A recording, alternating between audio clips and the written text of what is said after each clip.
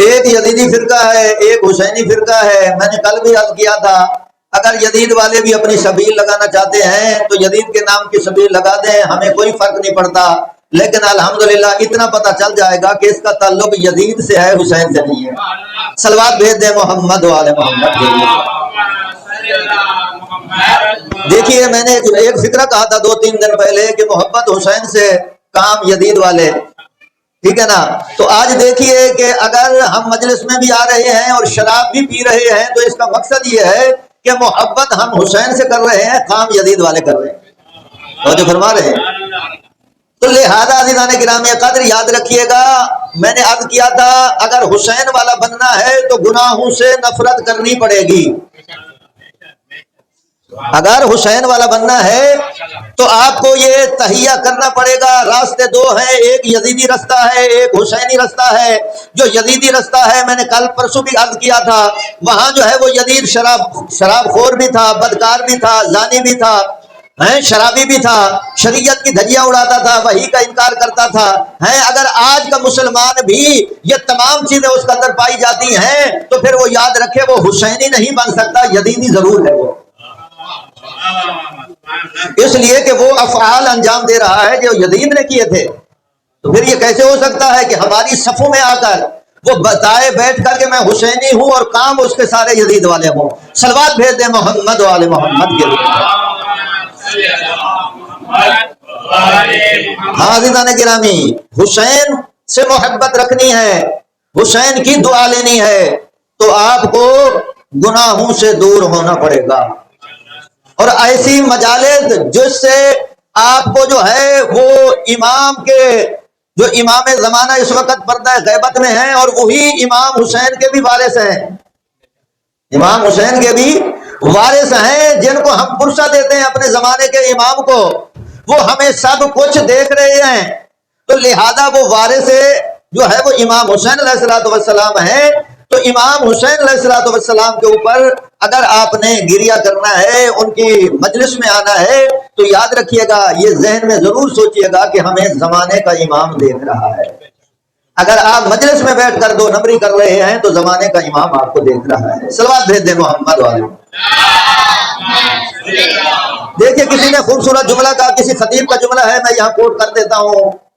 کسی خطیب کا جملہ ہے کہ دیکھیے ہم نے جو ہے وہ امام کی مرضی کے مطابق زندگی گزارنی ہے۔ اگر امام کی مرضی کے مطابق آپ زندگی گزار رہے ہیں تو آپ حسینی ہیں، اگر اپنی مرضی سے زندگی گزار رہے ہیں تو پھر آپ حسینی نہیں ہیں۔ عزاداری جو ہے آپ اگر اپنی مرضی سے کر رہے ہیں، جیسے آپ کا دل چاہتا ہے ہم نے ویسی عزاداری کرنی ہے، تو یہ عزاداری نہیں ہے، یہ رسم ہے۔ عزاداری اگر آپ حسین کی مرضی کے مطابق کر رہے ہیں تو وہ عزاداری عبادت ہے، جو فرما رہے ہیں۔ لہذا اپنی مرضی کا نام دین نہیں ہے، اپنی مرضی کا نام جو ہے وہ دین نہیں ہے، دین خدا کی مرضی کا نام ہے۔ دیکھیے کہ ہر چیز کے قانون، گورنمنٹ پاکستان ایک قانون بناتی ہے، آپ کو قانون کو فالو کرنا ہے۔ جب آپ اس قانون کو جو ہے وہ کیا کریں گے، توڑ دیں گے، تو یقیناً آپ جو ہے گورنمنٹ کی گرفت میں آ جائیں گے۔ ایسے ہے یا نہیں ہے؟ تو یہ کیسے ہو سکتا ہے؟ اللہ نے ایک نظام بنا کر بھیجا ہے، ایک دین بنا کر بھیجا ہے، پیغمبروں کو بھیجا ہے، ہادیان برحق کو بھیجا ہے، ائمہ کو بھیجا ہے، پھر دین پر قربانی لگی ہے، حسین نے قربانیاں پیش کی ہیں، تو یہ دین جو ہے وہ اتنی مظلوم نہیں ہے جتنی تم نے بنا لیا ہے۔ دین اتنی مظلوم نہیں ہے عزیزان گرامی، قانون قید شریعت کے ہیں، حلال ہے، حرام ہے، جائز ہے، ناجائز ہے، مستحب ہے، حرام ہے، مکروہ ہے، مباح ہے، ایسے تھوڑی ہے۔ یعنی احکام خمسہ یا تو کوئی چیز واجب ہوگی، جیسے نماز واجب ہے، روزہ واجب ہے، حج واجب ہے، زکوٰۃ واجب ہے، خمس واجب ہے، یا کوئی چیز حرام ہوگی، حرام شراب حرام ہے، زنا حرام ہے، یعنی گناہ ہے، تو جو فرما رہے ہیں۔ یا تو کوئی چیز مستحب یعنی سنت ہوگی، کیا ہوگی؟ سنت ہوگی۔ سنت بہت سی چیزیں ہیں، آپ جو ہے وہ محفلوں میں شرکت کر رہے ہیں، مجالس میں شرکت کر رہے ہیں، جلوسوں میں شرکت کر رہے ہیں، آپ جا رہے ہیں تو آپ کو ثواب مل رہا ہے عزیزان گرامی اقدار۔ تو لہذا قانون ہے، یہ اللہ کا قانون ہے، یا کوئی چیز واجب ہے یا حرام ہے یا مستحب ہے یا مکروہ ہے یا مباح ہے، یعنی یہ 5 جو چیزیں ہیں کوئی چیز بھی اسلام کی اس سے باہر نہیں ہے۔ تو لہذا اب آپ نے دیکھنا ہے کہ میں یہ کام مکروہ تو نہیں کر رہا، یہ کام میں حرام تو نہیں کر رہا، یہ کام جو ہے میں جو کر رہا ہوں یہ واجب ہے یا حرام ہے. کام کم اتنا تو شعور ہونا چاہیے، اتنا تو عقل ہونی چاہیے. اس لیے کہ لا الہ الا اللہ محمد رسول اللہ کلمہ پڑھتے ہیں اور اس دین اسلام پر بہت خرچہ ہوا ہے. یہ دین ایسے نہیں آ گیا. حضور نے پتھر کھائے ہیں، انبیاء نے پتھر کھائے ہیں. جناب نوح علیہ السلام، جس کا معنی نوح نہیں ہے مگر اتنا فریاد کرتے تھے کہ نام ہی نوح پڑ گیا، نوحہ پڑھنے والا. اور اللہ ملائکہ کو بھیجتا تھا، وہ ملائکہ جو ہے وہ پتھر ہٹاتے تھے، اپنے پر مس کرتے تھے، نوح کو ہوش آ جاتا تھا. اتنی دین کی تبلیغ کی اور لوگوں نے کیا سلوک کیا. اور خود پاک پیغمبر صلی اللہ تعالی علیہ وآلہ وسلم جب مکہ اور مدینہ کے بیچ میں طائف کے میدان پر مقام پر پہنچے تو لوگوں نے زخمی کر دیا، پتھر مارے، لو لہان ہو گئے. تو لوگوں نے کہا آپ اللہ کے نبی ہیں، بد دعا کریں. آپ نے کیا فرمایا؟ کہا اللہ نے مجھے رحمت للعالمین نبی بنا کر دیا. اللہ اکبر. البتہ یہ جو دین ہے اگر اس پر کوئی عمل کر رہا ہے تو بہترین دین ہے. ان الدین عند اللہ الاسلام. جس دین کو اللہ پسند کر رہا ہے آپ کے لیے، اللہ نے مسلمانوں کے لیے، رسول کے لیے بہترین دین کا انتخاب کیا، اس دین کا نام دین اسلام ہے. اور اسلام کے معنی ہے سلامتی، یعنی ایک مومن دوسرے مومن سے سلامت رہے. جب اسلام کے دائرے میں آ گیا محفوظ رہے. اسلام کے معنی سلامتی، اسلام کے معنی امن کے، اسلام کے معنی امن و عطشی، اسلام کے معنی گردن جھکا دینا، اسلام کے معنی تسلیم کر لینا. بس اللہ نے کہا نماز واجب ہے تو مسلمانوں کو چاہیے وہ نماز پڑھیں، اللہ کا حکم سمجھ کر.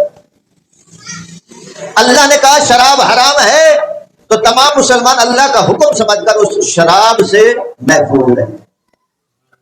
بس یہی ہے اللہ کے حلال کردہ احکامات. جن چیزوں کو اللہ نے حلال قرار دیا ہے ان کو حلال سمجھے، جن کو اللہ نے حرام قرار دیا ہے تمہارے لیے تم ان کو کیوں انجام دیتے ہو؟ اللہ نے تمہارے اوپر حرام کر دیا.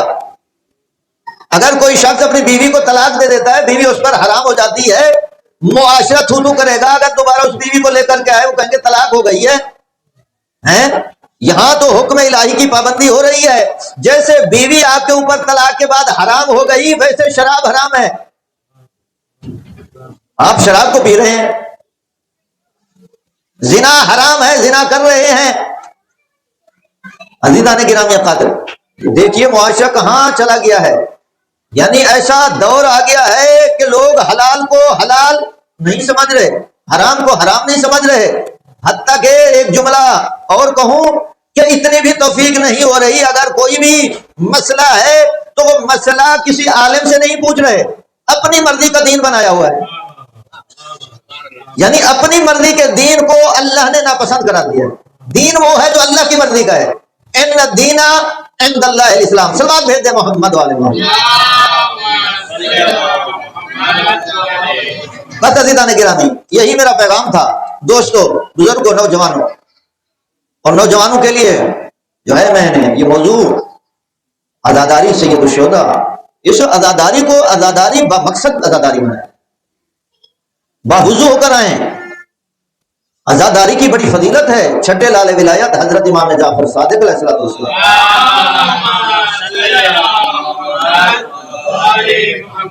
جب محرم کا چاند نظر آتا تو امام فرش ادا بچھا دیتے. یہ فرش ادا کی اہمیت سمجھے ہیں. ائمہ نے خود یہ فعل سر انجام دیا ہے. اپنے جد کی پوری بچھائی ہے، اپنے جد کی پوری امام نے. اور لوگ آتے تھے امام جعفر صادق کو پرسا دیتے تھے. عزیزان گرامی قادر، تو لہذا اس عزاداری کی بڑی اہمیت ہے، بڑی فضیلت ہے، ائمہ سے ثابت ہے. اور ائمہ نے اس کے اوپر جو ہے اس عزاداری کی بڑی اس کے اوپر زور دیا ہے. امام رہبر کبیر آیت اللہ خمینی وہ کیا فرماتے تھے عزاداری کے متعلق، عزاداروں کے متعلق؟ کہتے تھے کہ جب عزادار عزاداری کر رہا ہوتا ہے تو ایسے ہاتھوں کو میں بوسہ دیتا ہوں جو عزاداری امام حسین میں اٹھتے ہیں. اللہ اکبر۔ اور اگلا جملہ بڑا ان کا قیمتی ہے، فرماتے ہیں یہ آپ کا جو ہاتھ ہے یہ آپ کے سینے پر نہیں ہے بلکہ یزید کے منہ پر تماچا لگتا ہے۔ ہاں یقیناً جو ہے وہ عزاداری کی اہمیت ہے، فضیلت ہے، مگر وہ صحیح معنی میں عزادار ہو۔ کیسا عزادار؟ جو مصلی سے دور ہے، جو سجدے سے دور ہے، جو اللہ کے گھر سے دور ہے، کیسا عزادار ہے؟ عزیزان گرامی قدر، تو لہذا عزادار یعنی عبادت گزار، یعنی اطاعت گزار، فقط عزادار نہیں، عبادت گزار۔ اور ایک مرجے کا واقعہ ہے، بہت بڑے مرجے تھے، ان کی آنکھوں کی بینائی کمزور ہو گئی،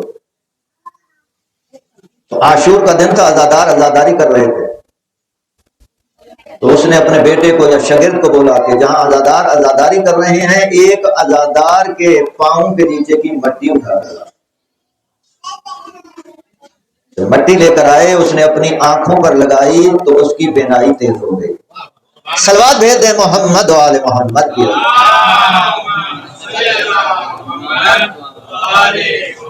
عزادار یعنی با کردار، پتہ چلے کہ یہ حسینی عزادار جا رہا ہے۔ ہاں عزیزان گرامی اقدار، دیکھو اللہ نے آپ کو یہ جو نعمت عطا کی ہے کہ اہل بیت کی محبت آپ کے دلوں میں ڈالی ہے، رسول کے گھرانے کی محبت آپ کے دلوں میں ڈالی ہے، یا اس طرح کیوں نہ کہوں کتنی خوش نصیب ہیں شیعان علی کہ جن کا امام کا نام علی ابن ابی طالب ہے۔ اللہ اکبر۔ عزیزان گرامی اقدار، یقیناً آپ تھکے ہوئے ہیں، آج جلوس تھا، بس میں زیادہ دیر زحمت نہیں دینا چاہتا، صلوات بھیج دیں محمد و آل محمد،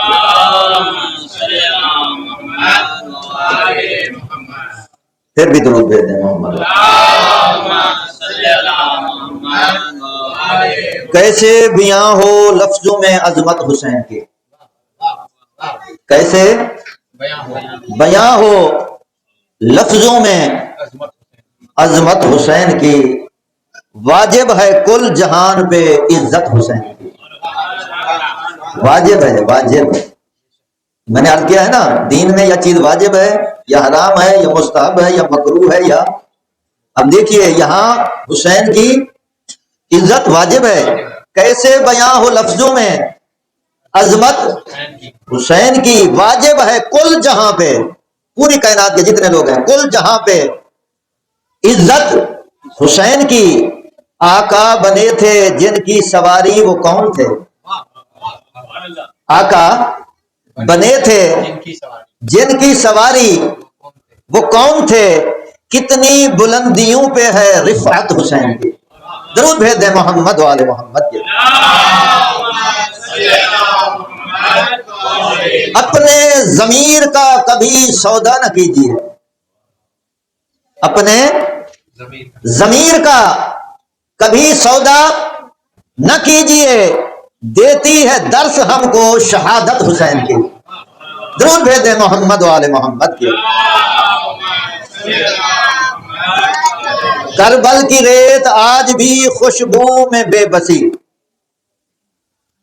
کربل کی ریت آج بھی خوشبو میں ہے بسی، کیا کیا تجھے بتاؤں کرامت حسین کی۔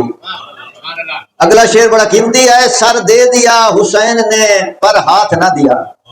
وہ شعر میں نے پڑھا تھا نا خواجہ معین الدین چشتی کا، سر داد نہ داد در دست یزید، اسی کا ترجمہ ہے، سر دے دیا حسین نے ہاں پر ہاتھ نہ دیا، ہے یاد ہم کو آج بھی سنت حسین کی۔ ظلم و ستم کا دور زیادہ نہ چل سکا، ظلم و ستم کا دور زیادہ نہ چل سکا، صدیوں پہ چھا گئی ہے حکومت حسین کی۔ درود بھیج دیں محمد و آل محمد کے۔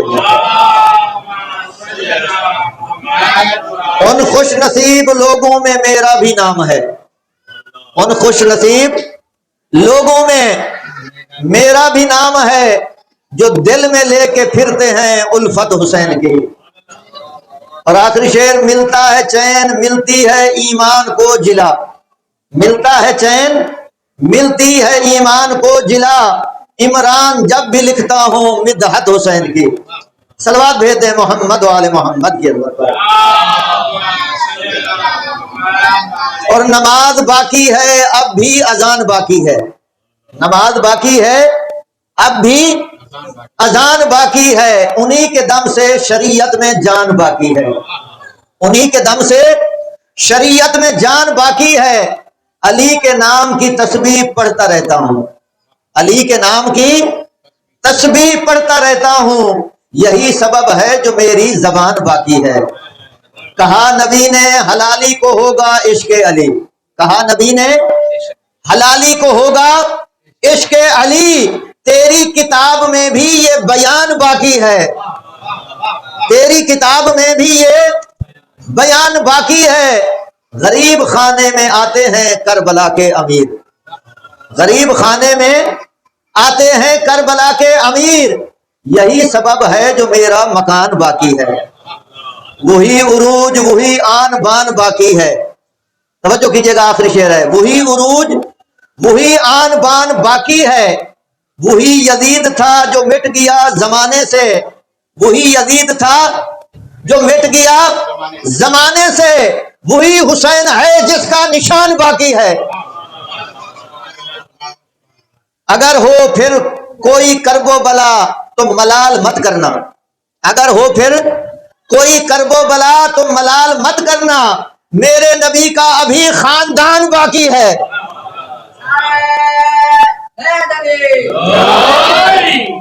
میرے نبی کا ابھی خاندان باقی ہے۔ ہاں عزاداران اہل بیت، 5 محرم ہو چکی ہے، اور آج ہم نے ذکر کرنا ہے حسین کے بچپن کا دوست حبیب ابن مظاہر۔ اللہ، حبیب ابن بچپن کا دوست، حسین کا بچپن کا دوست۔ اگر یہ واقعہ نہیں پڑھوں گا تو سمجھ نہیں آئے گی۔ بچپن کا دوست حبیب، نبی پاک کا زمانہ ہے، اللہ کے نبی مدینہ کی گلی میں جا رہے ہیں، آگے آگے حسین چل رہے ہیں، پیچھے پیچھے رسول چل رہے ہیں۔ عجیب منظر دیکھا اللہ کے نبی نے کہ ایک بچہ ہے جو حسین کے قدموں کی مٹی اٹھا کر اپنی آنکھوں پہ لگاتا ہے۔ اللہ، رسول رک گئے، فرماتے ہیں حسین یہ جو حبیب ہے نا حبیب، مجھے یقین ہے کہ کربلا میں تیری نصرت اور مدد ضرور کرے گا، مجھے یقین ہے، اس کی وفا بتا رہی ہے، اس کی عقیدت بتا رہی ہے۔ ہاں عزیزو، یہاں سے ایک سبق ملتا ہے کہ اپنے بچوں کے اندر محبت اہل بیت ڈالیں۔ محبت اہل بیت اگر بچپنے سے ہوگی تو پھر وہ جوانی، وہ بزرگی، وہ لڑکپن، ہر حال میں جہاں رہے گا حسین کا عزادار بنے گا، جہاں رہے گا مجلس حسین میں جائے گا۔ اگر اس کے دل میں معرفت اہل بیت ہوگی، اس کے دل میں محبت حسین ہوگی۔ اللہ اکبر، 2 محرم کو حسین کربلا پہنچے، اور 4 محرم سے یزیدی فوجیں آنا شروع ہو گئی کربلا۔ جب بھی کوئی یزید کی فوج آتی نا تو پتہ چل جاتا تھا گھوڑوں کی ٹاپوں کی آوازوں سے۔ تو سیدہ زینب پوچھتی ہیں عباس اب کون آیا ہے؟ آقا زادی یزید کے فوجی آئے ہیں۔ عزاداران اہل بیت، جب 4 محرم ہوئی نا تو سیدہ نے کہا فضا، اما فضا جا کر میرے بھائی حسین کو بلاؤ۔ حسین آئے، جی میری بہن، کہا حسین یہ جتنے لوگ آ رہے ہیں فرزند رسول تجھے قتل کرنے کے لیے آ رہے ہیں، تجھے مارنے کے لیے آ رہے ہیں، حسین کیا ہمارا کوئی نہیں مددگار، ہماری نصرت کرنے والا کوئی نہیں ہے؟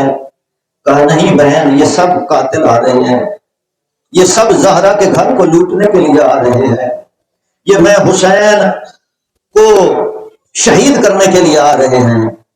کہا حسین ایک آپ کے بچپن کا دوست تھا نا، کون کا حبیب ابن مظاہر، تو اگر اس کو خط لکھ دیں وہ ہماری نصرت کے لیے آ جائے، تو حسین نے کاغذ قلم دوات نکالا، خط لکھا، اے حبیب، اور میرے بچپن کا دوست حبیب، میں حسین یہ خط لکھ رہا ہوں اور میں دشمنوں کے درجے میں گھر گیا ہوں، اور حبیب میرے ساتھ میری بہنیں بھی ہیں۔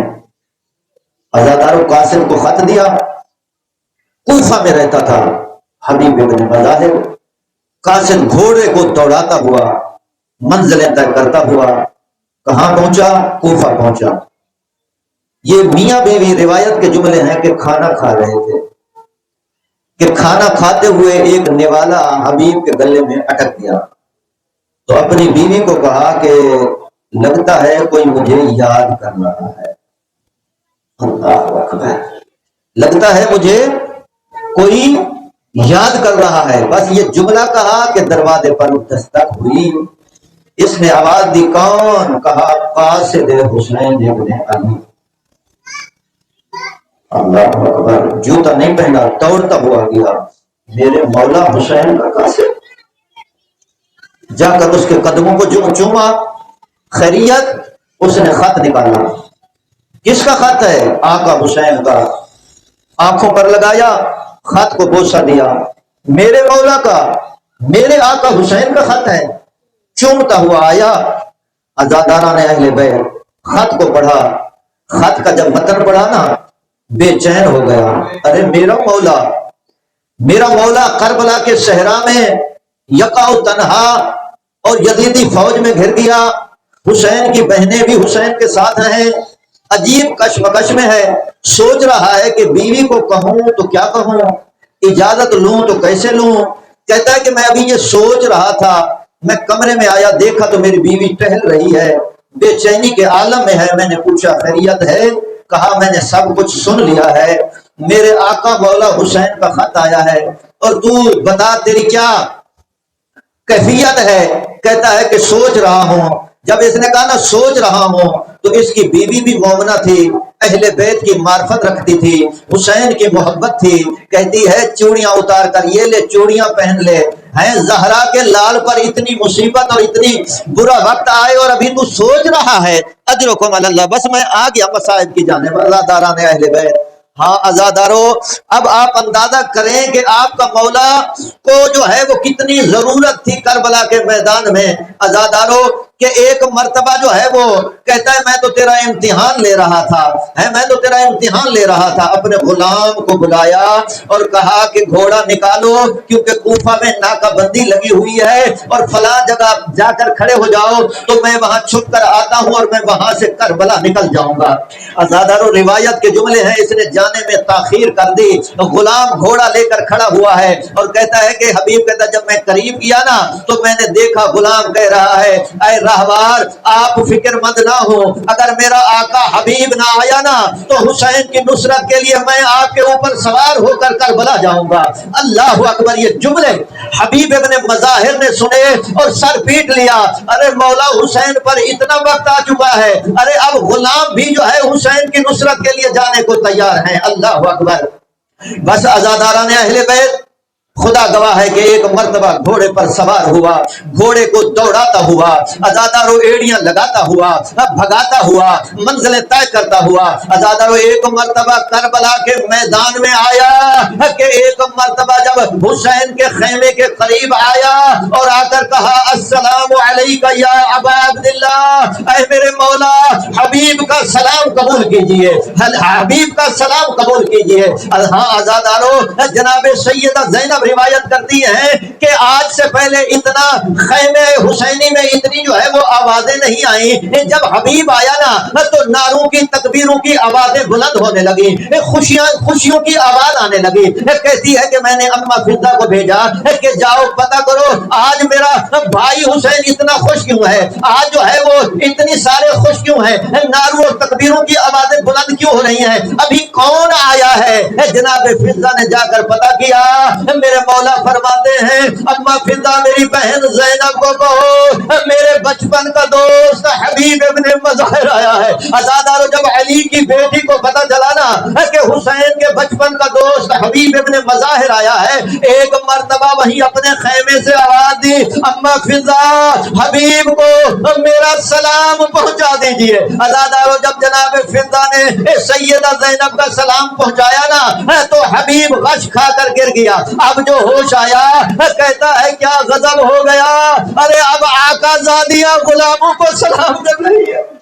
اجرکم اللہ اجرکم اللہ۔ بس عزادارو میں نے گفتگو کو سمیٹ لیا، شہادت کو میں نے جو ہے مختصر کر دیا، آپ کی آنکھوں سے دو آنسو اور آ جائیں، عبادت مکمل ہو جائے۔ عزادارو ایک منظر اور بلند کر دیجئے۔ ہاں عزادارو ایک مرتبہ حبیب ابن مظاہر کو ہوش آیا، سر پیٹ لیا، کہا غضب ہو گیا، اب آقا زادیاں غلاموں کو سلام کریں۔ پردے سے آواز آئی حبیب اگر تو حسین کا دوست ہے، حسین کا بھائی ہے تو میرا بھی بھائی ہے، بس حبیب میں سیدہ زینب تجھے کہہ رہی ہوں میرے بھائی حسین کا خیال رکھنا، میرے بھائی حسین کی مدد کرنا، میرے بھائی حسین کی حفاظت کرنا۔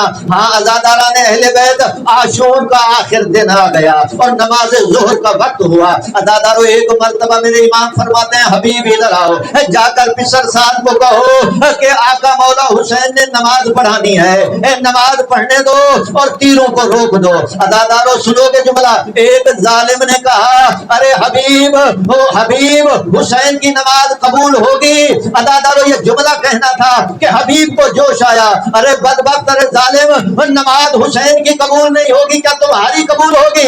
ایک مرتبہ تلوار سے کوئی نیام سے نکالا اور جنگ کرنے لگا حبیب ابن مظاہر۔ عزادارو 126 جو ہے وہ واصل جہنم کیے یزید کی فوج کے، اور لڑتے لڑتے ایک ظالم نے نیزے کا وار کیا۔ عزادارو حبیب اب گھوڑے کی زین پر سنبھل نہ سکا، آواز دی السلام علیکہ یا ابا عبداللہ علیکہ منی سلام۔ آقا حسین حبیب کا آخری سلام قبول کیجئے، حبیب کا آخری سلام قبول کیجئے۔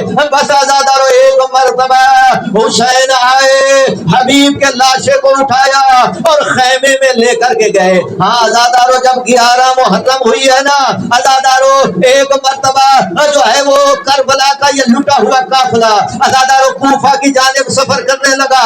عزادارو روایت کے جملے ہیں جب کوفہ پہنچا نا، کیونکہ حبیب کا گھر بھی کوفہ میں تھا، جب یہ کربلا کا لٹا ہوا قافلہ عزادارو کوفے میں پہنچا تو دونوں طرف سے مرد کھڑے ہوئے تھے اور مکانوں کی چھتوں پر عورتیں تھیں۔ ایک مرتبہ سید زین العابدین سید سجاد جو بیڑیوں میں ہتھکڑیوں میں قید تھے، عزادارو ایک جوان آ کر سید سجاد کو سلام کرتا ہے اور کہتا ہے سید سجاد میں آپ کو پرسہ دیتا ہوں آپ کے بابے کا۔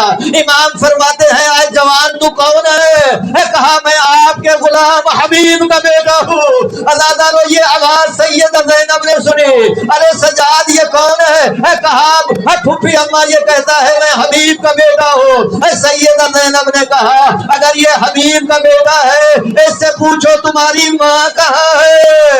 عزادارو حبیب کے بیٹے نے کہا مکان کی چھت پر کھڑی ہے۔ عزادارو مکان کی چھت سے حبیب کی بیوی کی آواز آئی، اے حسین کی بہن زینب میں تجھے حسین کا پرسہ پیش کرتے ہوں۔ اللہ لعنت اللہ علی الظالمین وسلم علی الذین ظلموا انهم كانوا يعلمون ما